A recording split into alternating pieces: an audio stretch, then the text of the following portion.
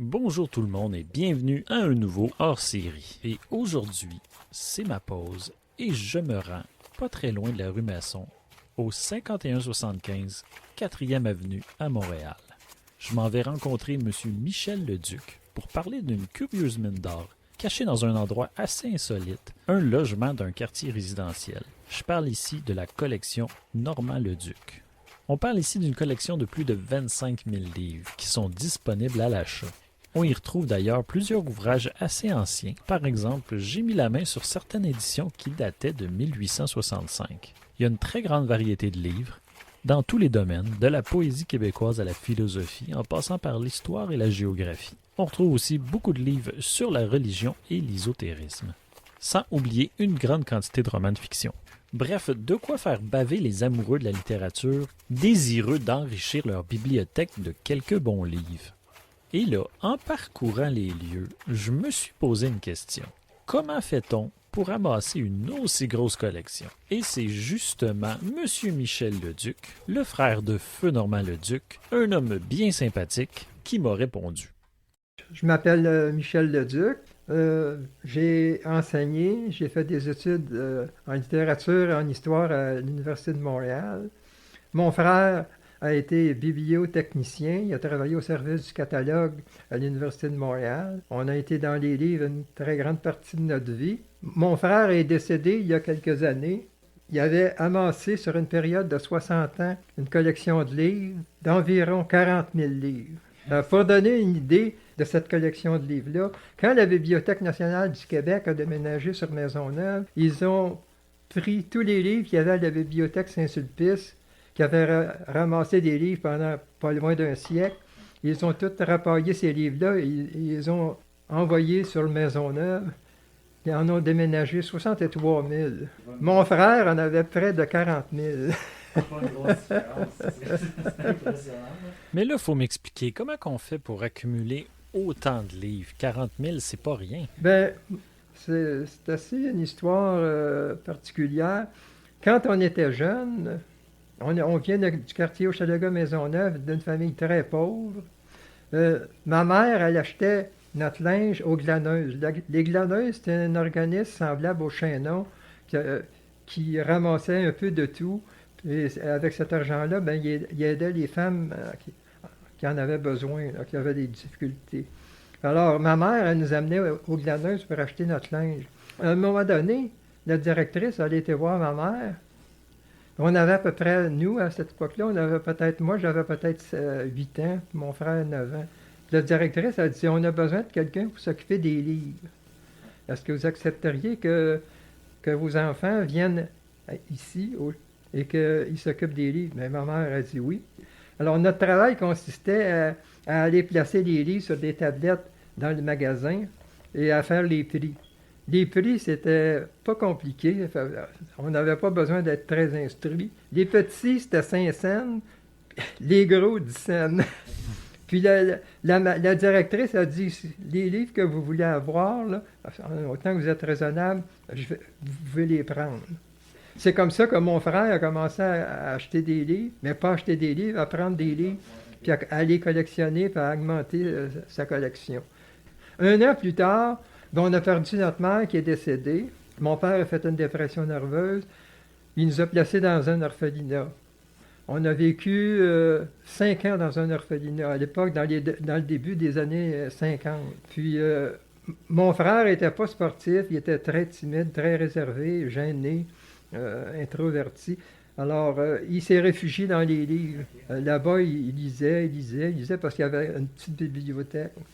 Quand on est sorti de l'orphelinat, il y avait 15 ans, moi j'avais 14 ans. Puis à partir de l'âge de 15 ans, mon frère a commencé à ramasser des livres, puis à les collectionner, Il a fait un cours secondaire complet, plus 1 an aux arts graphiques. Moi, quand j'ai commencé à enseigner, j'enseignais dans une école secondaire avec des élèves en difficulté. Alors, dans le système d'enseignement, les professeurs qui ont le plus d'expérience, c'est eux qui choisissent leurs tâches. Alors, ils choisissent toujours les meilleures classes, les classes les plus faciles. C'est le nouveau qui va avoir les élèves les plus difficiles. C'est la logique, ça, dans l'enseignement. Alors, moi, Je trouvais ça très, très, très dur. Alors, j'ai dit, je vais aller faire une licence à l'époque, on appelait ça une licence. Je vais aller faire une licence en littérature avec une mineure en histoire. Puis, je vais pouvoir enseigner au cégep. Mais là, enseigner à des élèves en difficulté, puis suivre un cours, c'était beaucoup trop difficile. Fait que j'ai abandonné. Mais avant d'abandonner, la première année, à un moment donné, sur la Babillard, à l'Université de Montréal, j'ai vu qu'il avait affiché un poste. Il demandait un bibliotechnicien. Fait que j'ai été voir mon frère quand je suis revenu à la maison. J'ai dit, hey, Normand, ils ont besoin d'un bibliotechnicien, toi, avec tous les livres. Là, j'ai sauté une étape. Là, il était rendu dans la vingtaine. J'ai dit, hey, on va y aller ensemble. On va leur envoyer ton CV. Quand il y aura un rendez-vous, ben, je vais y aller aussi avec toi. On y était. Puis là, ben, il y en a, des CV, il y en avait. Puis, ce qui est arrivé assez bizarre, c'est que le monsieur qui a sélectionné pour l'emploi, il a sorti un CV. C'était un de ses amis qui s'appelait Normand Leduc. Fait que c'était automatique. Il a pris celui-là, puis il dit, je vais donner l'emploi à mon ami. Fait que là, il a appelé Normand. C'était pas le bon dossier. Ça aurait dû être un dossier d'un autre. Fait que c'est mon frère qui était appelé. Puis là, quand il s'est rendu à son bureau, le monsieur, il l'a regardé. Hey, il dit, comment? Il dit, c'est pas vous? Fait que là, ben, il était tout surpris. Là, ben, quand il a vu qu'il s'était trompé, qu'il avait choisi un autre Normand Leduc, ben, il l'a pris quand même. Il dit, je vais vous engager. C'est comme ça qu'il a eu l'emploi que bibliotechnicien à l'Université de Montréal. Il a passé pratiquement toute sa vie là. Ouais, mais dans le fond, le hasard fait bien les choses. Oui, ouais. Puis c'est le hasard. Hein? Ceux qui disent que le hasard n'existe pas, mais c'est un exemple qui prouve comment que le hasard existe. Puis il a amassé des livres. La maison, ben, il avait hérité de la maison. Il avait quand même des bonnes conditions, un très bon salaire à l'université. Puis il a dépensé toute sa vie, tout son argent pendant 60 ans, parce qu'il en a acheté jusqu'à 75 ans. Il a appris comment choisir les meilleurs livres par son travail. Quand il faisait les fiches, les descriptions de la fiche du livre qui était parfois commandé par des profs, ben, il disait, ah, ce livre-là, il est intéressant. Ben, quand il avait fini de travailler, il s'en allait dans les librairies, puis il achetait le livre. Il a fait ça pendant toute sa vie. Puis il faut dire que les 5 ans qu'on a passé à l'orphelinat, mon frère, il s'est réfugié dans les livres. C'était une période très, très difficile dans la vie de mon frère, parce que lui, il n'était pas sociable, il n'aimait pas jouer, il n'aimait pas les sports, puis il était peureux. Dans le fond, il s'est réfugié dans les livres, c'est là qu'il a trouvé sa sécurité. Oui, il s'est réfugié dans les livres. Ça explique en grande partie pourquoi il a ramassé autant de livres. Puis c'était à tous les jours qu'il achetait un livre? Pratiquement, oui, parce qu'il achetait un livre, là, parce que... Il voyait une référence, il disait, ce livre-là est intéressant. Là, quand il avait fini de travailler, il allait l'acheter. Puis là, il commençait à le lire. Mais le lendemain ou deux jours après, il voyait encore d'autres livres intéressants. Puis là, il était un peu amasseur compulsif. Hein. Il était pas capable de se contrôler. Là, il achetait le nouveau livre, mais il en avait commencé un. Puis là, il y en avait un nouveau. Puis c'était comme ça, c'était perpétuellement, toujours avec un nouveau livre. Quand mon frère est décédé, son fils, il y a eu un garçon, quand j'étais au salon mortuaire, il m'a dit, moi, je ne veux pas les garder, les livres. Fait que moi, je suis arrivé ici, là, au 51-75, 4e avenue, sa propriété, il demeurait ici. Quand il est décédé, j'étais au salon mortuaire, et c'est là qu'il m'a dit que, non, il dit, moi, je ne veux pas les garder, les livres. Fait que j'ai dit, ça m'a fait plaisir, Martin, de m'en occuper. J'avais quand même une bonne connaissance des livres. Mais je ne savais pas, moi, que mon frère avait autant de livres. Je croyais qu'il y en avait à peu près 2-3 000. Quand je suis arrivé ici, quand j'ai fait l'évaluation, combien qu'il pouvait y avoir de livres, c'était près de 40 000. Puis quand la Bibliothèque nationale a déménagé sur Maisonneuve, puis ils ont pris les livres de la Bibliothèque de Saint-Sulpice, il y en avait 63 000, eux autres, ils en avaient ramassé 63 000 sur 100 ans. Sur 100 ans. Mon frère... il en avait ramassé 40 000.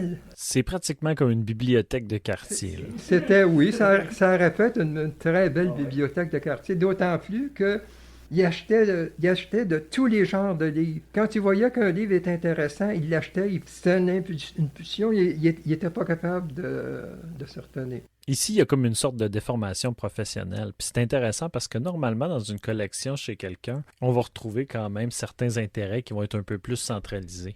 Justement, comme dans une bibliothèque. Malgré tout, il y a quand même un axe qui est un peu plus omniprésent dans la collection. C'était les livres de religion, de spiritualité. Oui. Je vois qu'il y en a beaucoup. Ça, c'était un intérêt personnel de son côté. J'imagine qu'il devait les lire un peu plus. Non, parce qu'il en achetait tellement que son intérêt changeait à mesure. Quand il en achetait un nouveau, son intérêt était sur le nouveau. Alors, il arrêtait de lire celui qu'il lisait. Puis c'est un mouvement perpétuel, là. Pour marquer ses pages, dans ses livres, il laissait des papiers, des factures, des reçus, de la publicité, des fiches. Dans ses livres, en moyenne, il y avait entre 5 et 20 papiers. Heureusement qu'il ne marquait pas des lignes avec un crayon feutre ou qu'il ne pliait pas les pages. Quand il prenait des notes, c'était sur une petite feuille. Ouais. C'est pas une personne qui était du genre à justement gribouiller. Non. Il était extrêmement possessif, mon frère. Quand j'étais jeune, j'étais avec lui. Il voulait même pas que je touche à ses livres. Non, il ne prêtait pas. Non, il ne prêtait pas du tout. Puis il voulait pas les vendre. Ah oui, ok.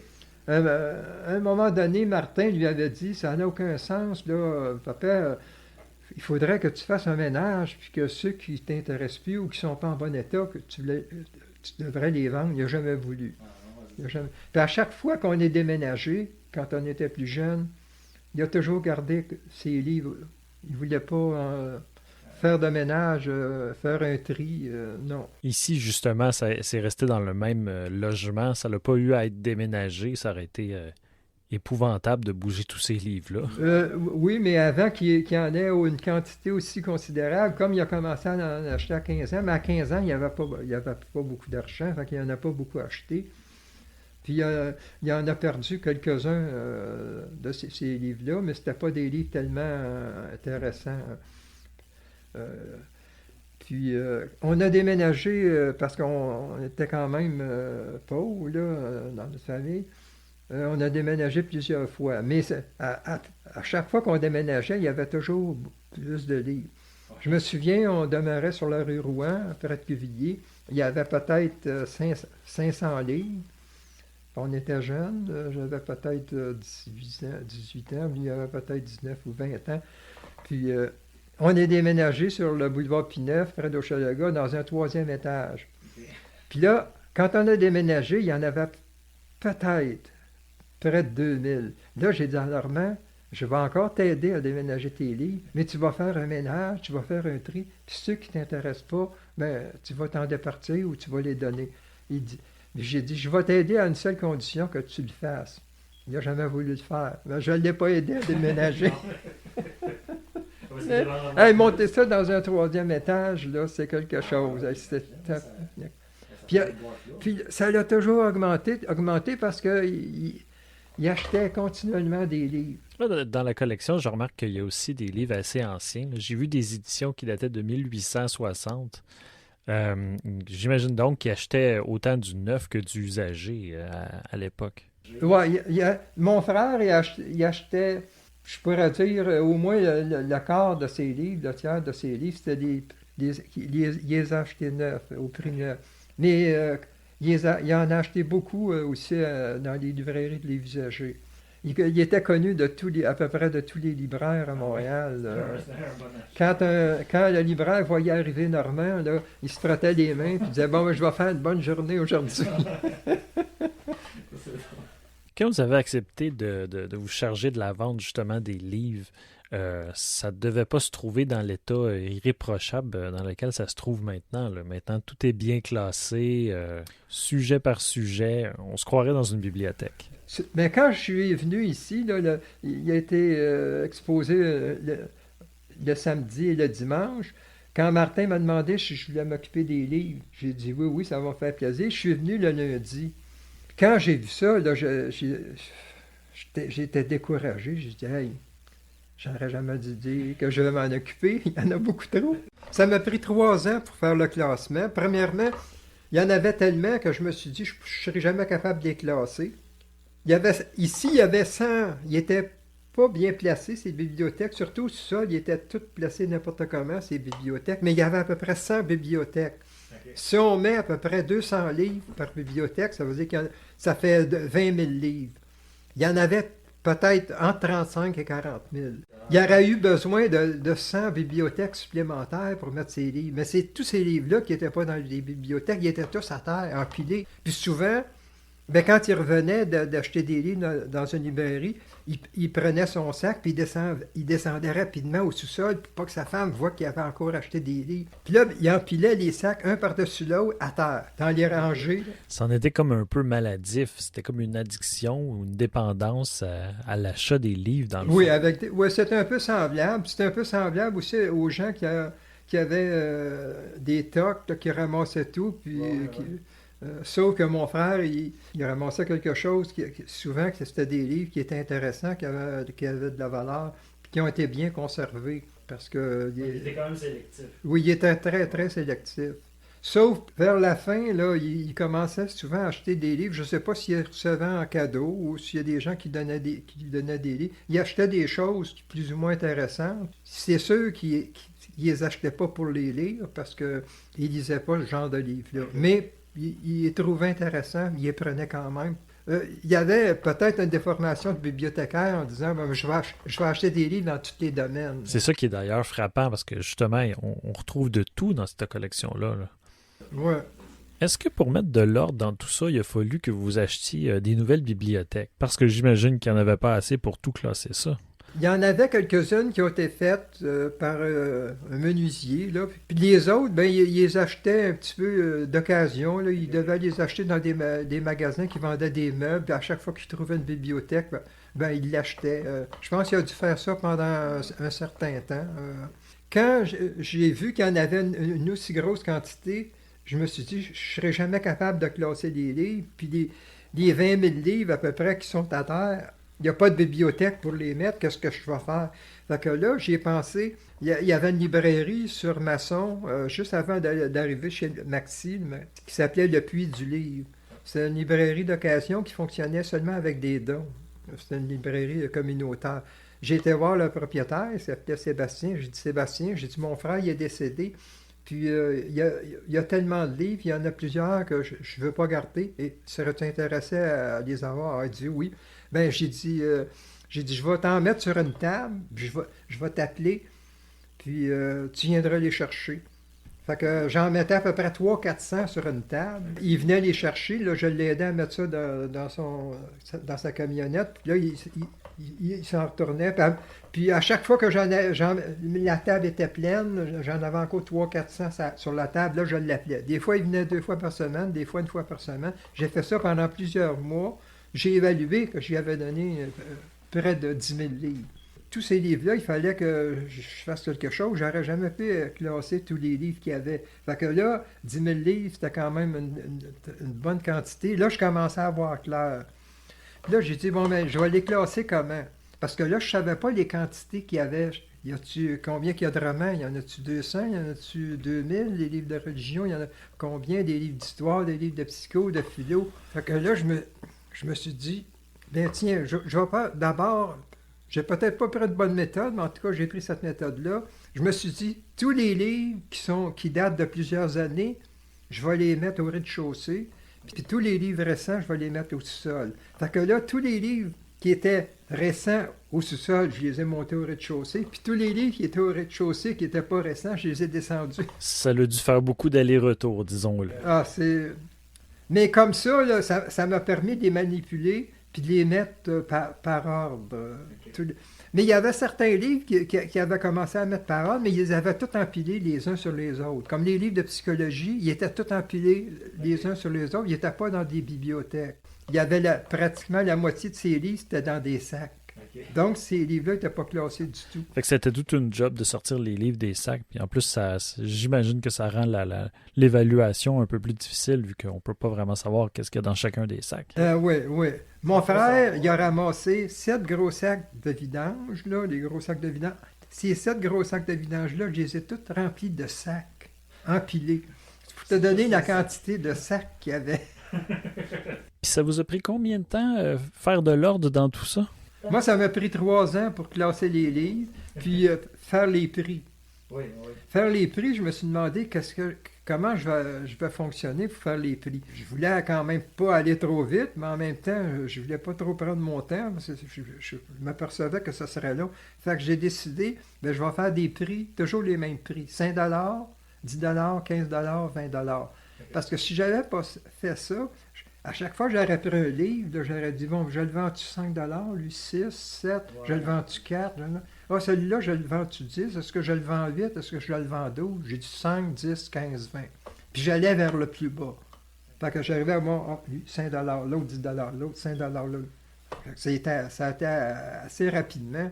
C'est comme ça que j'ai réussi à aller assez vite pour, je ne sais pas combien de mois que ça m'a pris, mais au total, ça m'a pris 3 ans pour classer puis faire les prix, puis que la collection de Normand puisse être mise en vente. Là. Ça paraît peu de temps, à mon avis, quand on regarde la quantité de travail. Oui, c'était. Je ne savais pas si j'avais la santé pour le faire, là, mais j'ai réussi à passer au travers. Ben d'ailleurs, c'est tout un accomplissement. Oui. C'est le travail le plus dur que j'ai fait dans ma vie. Ah oui. J'ai rien fait de plus aussi dur, aussi difficile dans ma vie que ça. Là, maintenant, désormais, il vous reste le travail de la vente des livres. Voilà, c'est un travail facile puis agréable. Là. Au tout début, on a fonctionné par rendez-vous, mais au tout début, on a essayé de la vendre en bloc. OK. Il y a des gens qui sont venus, mais quand ils ont vu la quantité de livres, ils sont repartis. Ah oui, OK. Il y en avait trop. Comme en bloc, vous Ouais, achetez c'est tout quelqu'un ça. qui voudrait partir une librairie de livres d'occasion avec 25 à 30 000 livres. Là. On en a à peu près 25 000 ici, puis on en a 5 000 d'entreposés. Fait que quelqu'un qui aurait acheté ça, c'était trop. Il y en a qui ont dit, on en achèterait, je sais pas, moi, 5 000, 6 000, 10 000, mais il aurait sélectionné. Puis nous, on voulait pas que quelqu'un arrive et prenne les 5 meilleurs, les 5 000 meilleurs, les 10 000 meilleurs, puis qu'on reste prêt avec les autres. Fait que j'ai à Martin, on serait peut-être mieux d'essayer de les vendre à l'unité, puis on va faire venir des gens. Ouais. Puis c'est beaucoup plus agréable, puis en même temps, c'est plus intéressant. Puis on sait que les livres, ceux qui les ont achetés, Les achètent pour les livres. pour les C'est livres, pas- c'est C'est ça. pas juste une question de. Ils les achètent en considérant leur valeur, Ouais. le but de les revendre. Ouais. Fait que- Mon frère, il était collectionneur, mais il ne recherchait pas un livre pour sa valeur. Il fallait que le livre soit intéressant. Ouais, c'était son principal critère. Même s'il savait qu'il ne lirait pas. Il y a des livres là, qu'il a achetés et qu'il n'a jamais lus. Comme tous les livres de philosophie, là, je pense qu'il n'y en a pas un qui a lu. OK. Parce qu'il y avait. Moi, je me suis servi du principe que s'il n'y avait pas de papier dedans, c'est parce qu'il ne l'avait pas lu. Ça fait du sens. Ah, il a acheté des livres, des livres de science, il n'en a presque pas lu. Mais il lisait des choses sur la science dans les revues, comme Science et Vie, là, Ouais. Science et Avenir. Oui. Ça, c'était vulgarisé. Il les lisait. Si on s'attarde sur la collection elle-même, en termes de romans, on parle d'à peu près combien de livres? On a fait imprimer un signet, mais ça varie, hein, à cause comme on vend les livres, là, les quantités qu'on a indiquées, ils sont plus exactes. Pour donner une idée, là, en format de poche, Normand avait à peu près 4500 livres en format de poche. En religion, environ 4000. En ésotérisme, 1000. Des romans, il y en avait 2500 à peu près. Puis ça ne comprend pas l'entrepôt où on en a à peu près 5 à 6 000. Là. Ça, c'est pas compté. En tout cas, oui, histoire, on a à peu près 1800. Les essais, à peu près 2000. Psychologie. En philosophie, c'est ça qu'on a vendu le plus. C'est les premiers livres qui sont partis. Ah oui. Là, parce que c'est plus difficile à trouver des livres de philo d'occasion. Parce que ceux qui ont des livres de philosophie, en général, ils s'en débarrassent pas. Fait qu'il nous en reste à peu près 150 en philosophie. En livre d'art, on en a à peu près 200. On a un peu de tout santé, des livres de santé, loisirs, 700. On a des livres pour la jeunesse, des livres d'enfants. On a des livres québécois. Les livres québécois, on en a peut-être pas loin de 1000. On a un peu tous les genres. On a à peu près 400-500 livres en anglais. On a une section spécifique de livres anglais, mais en général, il y en a à peu près dans les sections de livres français aussi. Il y en a quelques-uns. Il y a une personne qui est venue ici, là, qui nous a dit, moi, c'est la première fois de ma vie que je vois autant de livres et autant de bons livres. C'est vrai. La première fois que je suis venu, je ne m'attendais pas à ça, mais je me suis attardé dans la section québécoise, puis il y avait quand même beaucoup de bons livres. J'ai pas bougé beaucoup. Après, je me suis déplacé, puis je suis tombé sur la section religion et ésotérique, puis je me suis dit, ouf, non, il va falloir que je revienne parce que j'ai pas fini de me promener. Il y a des clients, ça fait 5, 8, 10, 12 fois qu'ils viennent. Ah oui, hein, Mais il reste toujours encore des bons livres, parce que normalement, il était sélectif. Même quand il nous en restera seulement 10 000, mettons, ça va être encore des bons livres. Ouais. Encore de... Puis de toute façon, les gens ont des goûts différents. Oui, c'est ça. Ouais. Mais moi, je dois dire que la première fois que je suis venu, quand je suis ressorti de là, j'y croyais pas encore. Si c'était pas du fait que j'étais en pause lunch, je serais resté beaucoup plus longtemps. Mais même moi, là, à chaque fois que je descends au sous-sol, là, j'ai comme des frissons. J'ai jamais vu autant de livres, moi aussi. Surtout en bas, ça a un aspect un peu de bibliothèque. Mais quand la première fois je suis arrivé ici, par exemple, après son décès, puis qu'il était exposé, puis que le lundi, je suis arrivé ici, j'avais pas la même impression. Hein, j'étais découragé. C'est beau, c'est bien classé, non, effectivement. Combien de temps vous pensez que ça va prendre pour vendre toute la collection Normand-le-Duc? Mon frère, ça lui a pris 60 ans. Il en a acheté de 15 ans à 75 ans. Puis à 60, même avant son décès, quelques jours avant son décès, il a acheté encore des livres. Alors, c'est pour te dire. Fait que ça lui a pris 60 ans pour... ici, là, le 25 000 livres, là, c'est l'équivalent d'achat d'un livre par jour pendant 60 ans. Okay, c'est ça. Fait que nous... Si on vendait seulement un livre par jour, ça nous prendrait 60 ans. Mais on en vend plus que par jour. Non, ça va prendre quelques années, moi. Parce qu'on n'est pas sur une rue commerciale, puis la publicité est tellement chère qu'on a décidé de ne pas en faire. On trouvait que c'était trop cher. Ça n'a aucun sens. C'est plus le bouche à l'oreille. Oui. Les passants, oui, puis les passants, ben, ils en parlent à d'autres. Puis c'est comme ça, de bouche à oreille, qu'on développe notre clientèle. Puis Martin, il m'a dit, il dit, moi, je suis pas pressé, ça prendra le temps que ça prendra. Puis j'aime ça parce que un livre, là, quand il reste 5 ans, 10 ans, 15 ans, 20 ans sur une tablette, c'est comme un orphelin qui a hâte d'être adopté pour sortir de l'orphelinat. Moi, de ceux que j'ai achetés, je suis parti avec particulièrement à cette Je vais les lire. Mais en plus de ça, j'ai trouvé qu'il était splendide. C'était comme des trésors parce que je m'attendais pas à trouver ça. En plus. Puis surtout, c'est ça, moi je passais dans la rue puis j'ai vu la pancarte. J'avais aucune idée que ça ressemblait à ça à l'intérieur. C'est rare, c'est un petit peu exceptionnel. Je pense que oui, ça doit pas exister.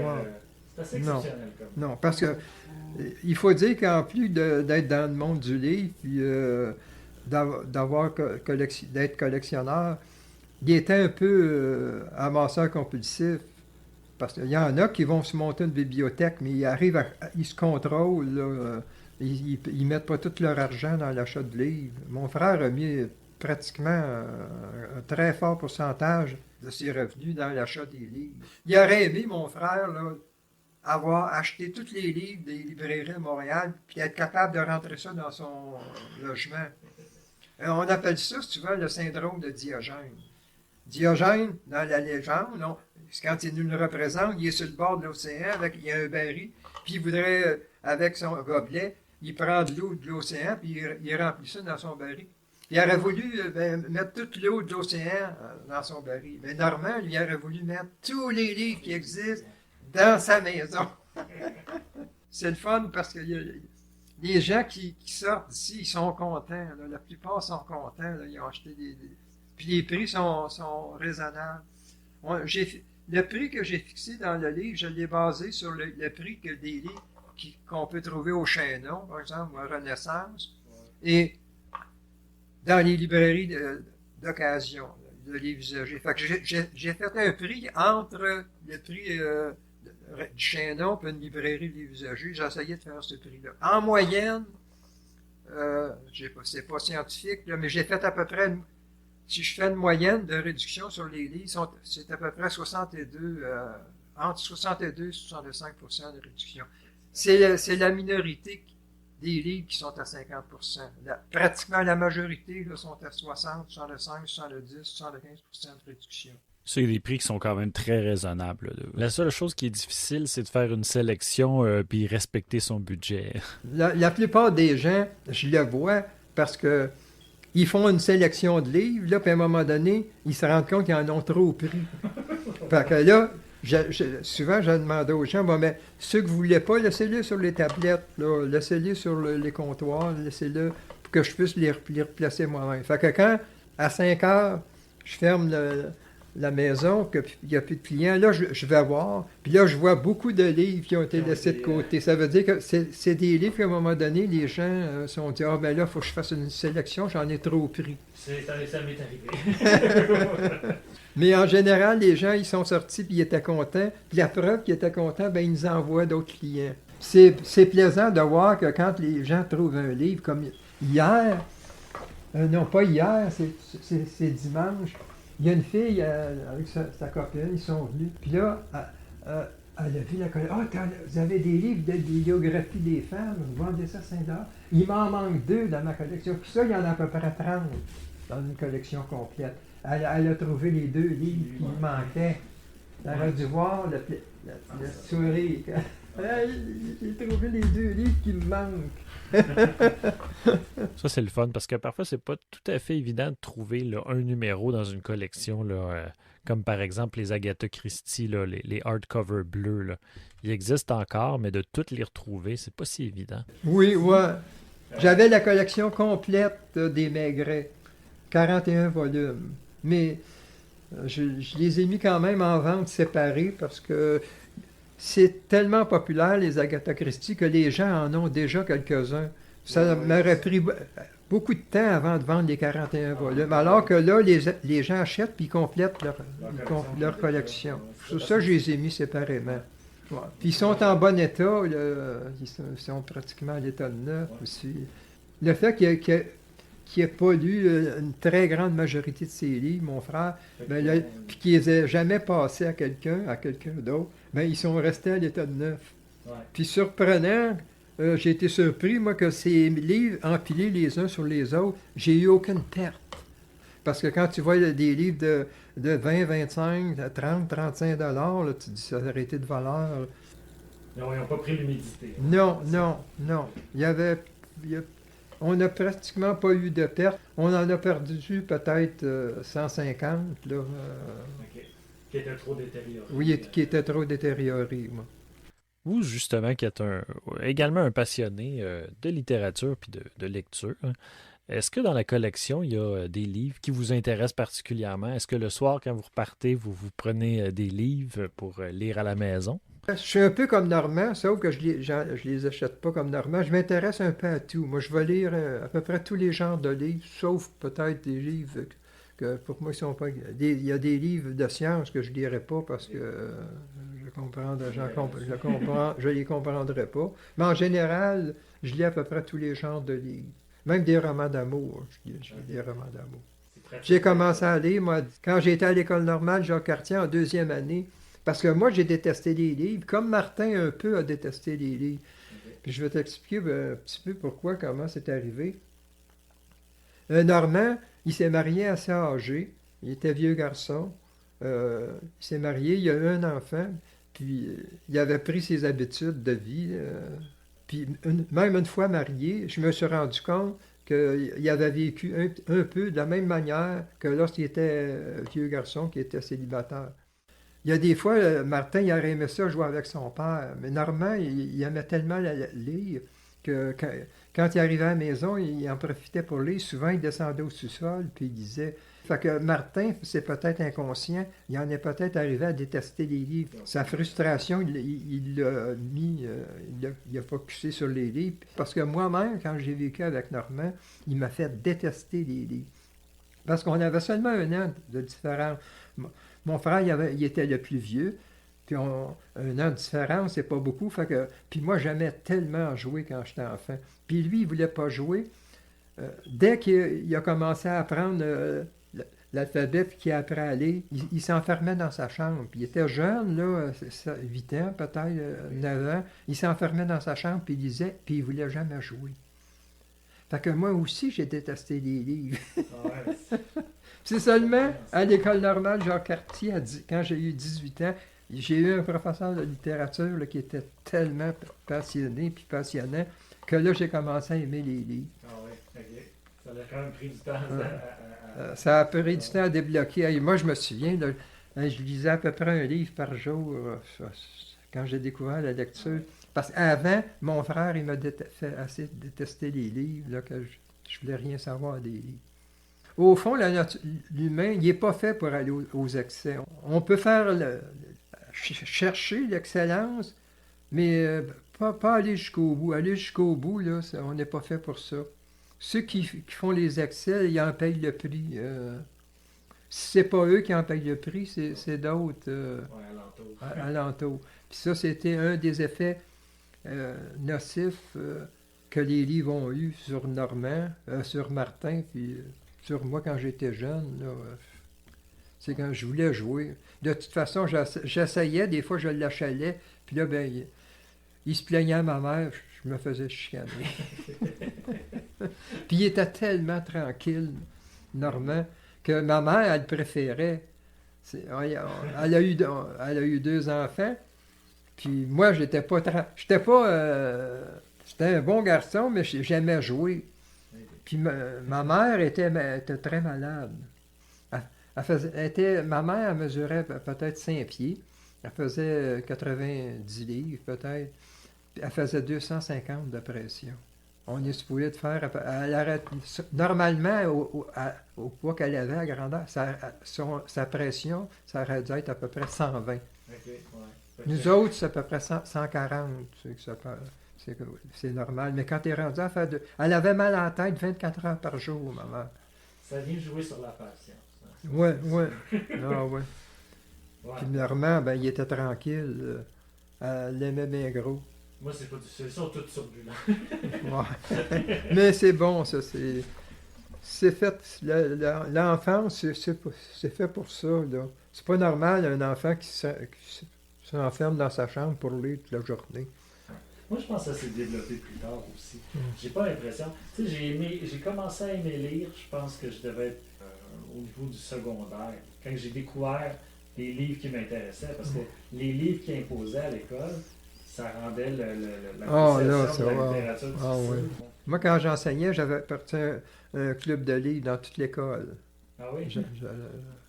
Puis à l'époque, j'achetais mes livres à la librairie tranquille parce qu'il était le seul qui achetait des livres, puis il ne s'occupait pas de l'index. Okay. Toutes les autres librairies à Montréal, là, quand tu allais acheter des livres, je te parle dans les années 60, là, avant la Révolution tranquille, les autres qui achetaient des livres, ils recevaient les commandes, parce qu'à l'époque, dans les années 50-60, c'était les institutions religieuses qui contrôlaient tous les hôpitaux, toutes les écoles. Fait qu'imagine leur pouvoir d'achat quand ils achetaient des livres, c'était énorme. Fait que les libraires, ils ne pouvaient pas vivre sans les communautés religieuses, alors ils ne vendaient pas de livres à l'index. Pour ne pas perdre les commandes des communautés religieuses. Tranquille, quand il a parti sa librairie, il était le seul qui vendait des livres qui étaient à l'index. Okay. Il était connu, c'était un des libraires les plus célèbres qu'on a eu au Québec, la librairie Tranquille. Moi, quand j'enseignais, ben, j'avais parti à un club de livres, mais seulement des livres de poche. Je donnais une liste de livres, là, puis le professeur qui enseignait le français dans les classes, il faisait cocher par les élèves le livre qu'ils voulaient. Puis moi, je reprenais toutes ces feuilles-là, j'allais voir tranquille, puis là, il me fournissait un livre. Okay. Puis à l'époque, ben, il était pas cher, là, c'était $1 du livre. Puis le livre que j'ai vendu le plus, je pense, à une centaine d'exemplaires, peut-être 120 exemplaires, c'était L'Homme invisible de H.G. Wells. Okay. C'était tout un petit peu... J'essayais de trouver des livres qui pourraient intéresser des adolescents. C'est L'Homme invisible, Le fameux homme Oui, invisible, oui. le film, Oui, la série qui a passé à la télévision. Là. Et c'est ce qui conclut mon entrevue avec Michel Leduc. On a continué à jaser, mais on s'éloignait un peu du sujet principal. J'espère que vous avez apprécié l'épisode. Moi, pour ma part, j'ai adoré ma rencontre. Et il ne serait pas impossible que M. Leduc revienne éventuellement à parler d'un autre sujet au podcast, pourquoi pas. Comme par exemple, un sujet qu'on a abordé rapidement dans l'épisode, mais qui est très intéressant, l'influence et le contrôle qu'a eu l'Église catholique sur la vie des Québécois à l'époque, et qui a duré quand même assez tardivement, jusque dans les années 60-70. Ça fait longtemps que je caresse l'idée de faire un épisode sur le sujet. Donc, évidemment, je vous conseille d'aller voir sur place au 5175 4e Avenue à Montréal. C'est ouvert du jeudi au dimanche, de midi à 17h. D'ailleurs, si vous allez faire votre tour, écrivez-moi via YouTube pour me dire quel trésor vous avez débusqué. Je suis très curieux. Bien entendu, un gros merci à Michel ainsi qu'à Martin, le fils de Normand Leduc, pour avoir rendu cet épisode-là possible. Puis avec tout ça, mes nombreuses visites et mes rencontres avec Michel m'ont amené à méditer un peu sur ma propre relation avec mes livres. Comme beaucoup d'entre vous probablement, j'accorde quand même beaucoup d'importance à ma bibliothèque. D'une certaine façon, c'est un peu comme une extension de ma personnalité. Après tout, ça représente quand même mes intérêts et mes goûts. Mais est-ce que c'est ma façon de m'afficher comme personne ou c'est plutôt un havre de paix pour moi, un refuge personnel de connaissances? Si certaines personnes essaient de prouver leur intellect par une bibliothèque bien remplie, je pense pas essayer d'impressionner quiconque avec la mienne. J'imagine donc que c'est un peu plus comme un havre de paix. C'est peut-être matérialiste. Comme dirait ma femme, mon petit bonhomme de Sim y est heureux quand il regarde sa bibliothèque. Mais dans le fond, est-ce que j'achète plus que ce que je peux arriver à lire? C'est quand même le problème de plusieurs bibliomanes. La parole de Michel résonne encore dans ma tête. Un livre qui traîne sur une étagère, c'est comme un orphelin qui attend d'être adopté. Bon, évidemment, si j'achète un livre, c'est qu'éventuellement j'ai l'intention de le lire. Mais la question que je me suis posée, c'est parmi mes livres, est-ce qu'il y a beaucoup d'orphelins qui attendent d'être adoptés? J'ai décidé de m'attarder sur la question. Je voulais des stats, quelque chose de tangible. C'est un exercice que je vous conseille. J'ai donc téléchargé une application qui me permet de classifier toute ma bibliothèque et d'obtenir toutes sortes de statistiques. Ça permet entre autres de quantifier les différents styles de votre collection et aussi d'établir une valeur approximative de votre bibliothèque. Ça peut être pratique pour les assurances. Moi, ce qui m'intéressait, c'est que je voulais savoir la quantité de livres qui avaient déjà été lus dans ma collection. Pour ma part, j'ai lu 29,9% de ma collection, ce qui laisse quand même un 66% de livres qui n'ont pas encore été lus et une lecture en cours de 4,2%. Bon, je ne sais pas si l'exercice était tant utile, mais je vous le conseille, c'est très informatif. Et c'est sur cette réflexion que je termine l'épisode. Dans le prochain épisode, je m'intéresse au grimoire Les secrets admirables du Grand Albert. Et vous allez voir, c'est à ne pas manquer, c'est assez cocasse.